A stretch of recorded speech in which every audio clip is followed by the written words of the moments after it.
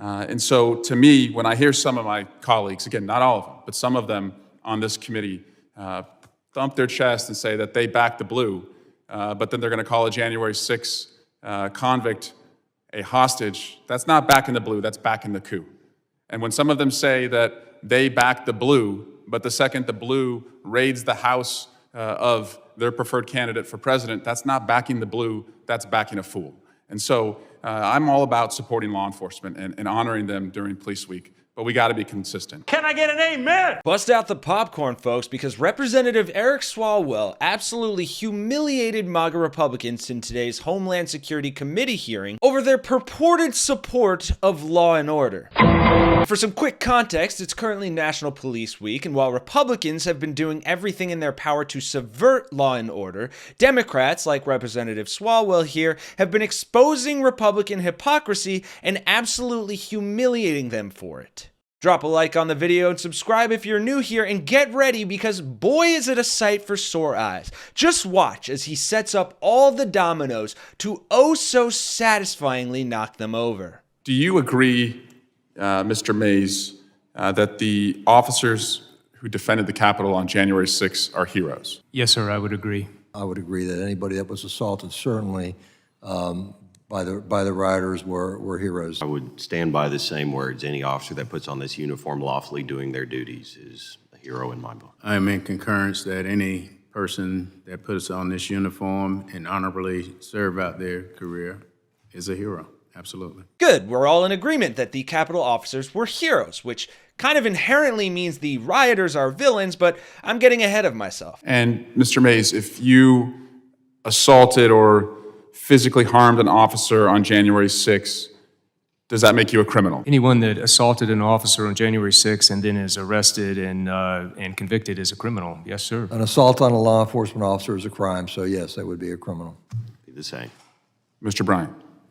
I'm in agreement that you become a criminal. Okay, attacking an officer makes you a criminal. Good, got that. You taking notes, Republicans? Because your insane cult leader that you get all your alternative facts from seems to believe otherwise. On Saturday, Trump kicked off an Ohio rally with support for the January 6th defendants. Can you see the spirit from the hostages? And that's what they are, as hostages. One last question as it relates to January 6th. Do you believe that anyone who is convicted of harming an officer on January 6th is a hostage?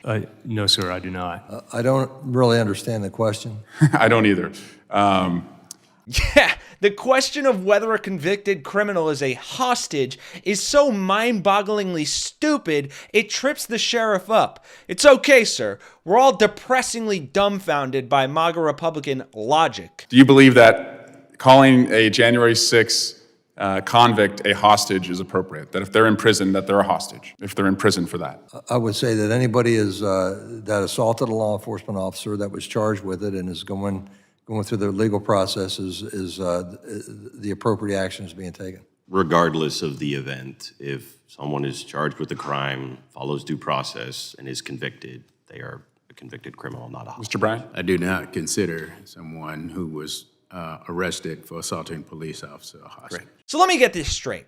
Republicans will say they support the police and are the party of law and order, but then they fall in line behind a demagogic convicted criminal who orchestrated an attack on our Capitol and the officers defending it, then said that the rioters that perpetrated those crimes and are being prosecuted under due process are hostages. Not only is it moronic, it's morally reprehensible, and yet it's just the beginning of MAGA Republicans' absolute assault on justice and law and order. Stupid is as stupid does, and thank God stupid isn't contagious. What we should be asking the Department of Justice is, when are you going to stop this political persecution? And we should demand it. And the way to get that done is if they refuse to stop going after, pretrial January 6th defendants and persecuting them, if they won't stop this ridiculous witch hunt on President Trump and his former administration and staff and supporters, we have to defund and make cuts in the Department of Justice and then completely cut out of their budget the ability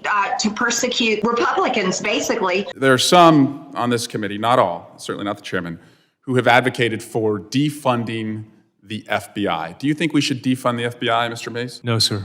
Sheriff? No, sir, I have a son who's an FBI agent, so no. I want to keep him employed.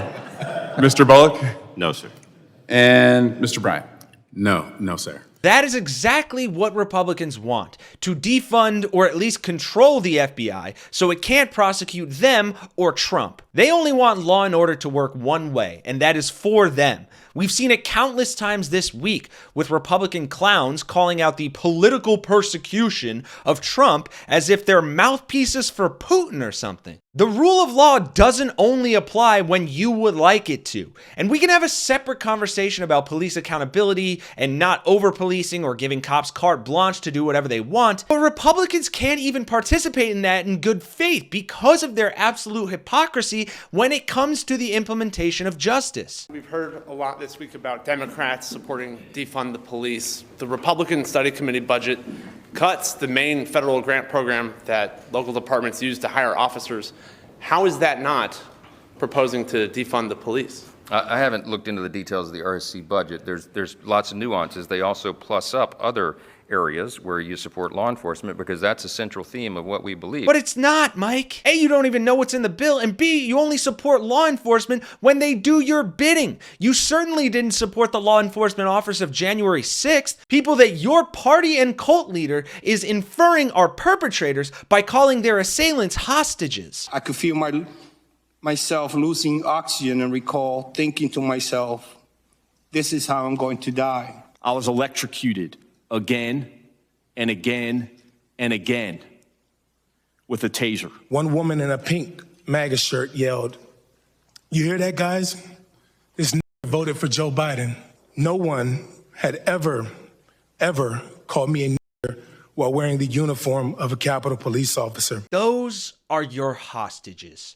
Fitting for a violent, sociopathic, racist criminal that Republicans want not only in the White House, but in charge of the military and all the other institutions and people that he has disparaged and utterly disrespected. Luckily, there are people in Congress like Representative Swalwell that are actually defending the rule of law and its enforcers. So I just want to have some real talk with you all and some of my colleagues because I'm the son of a cop. My brothers are cops. I was a prosecutor. Law enforcement for our family is not a career, it's a way of life. It's about putting the bad guys away and keeping the community safe. Police don't give a rip about politics. They just want to serve the community. They want to be independent and free of politics, and we should back them every time they do their job, expect the highest amount of accountability, but not just expect them to wear red team, blue team when it suits them. And I yield back. And I hope that MAGA Republicans can get that through their thick skulls, but frankly, I don't see how they would be able to without a full-on lobotomy. For Really American, I'm Kenny Hesse, and I'll see you all in the next one.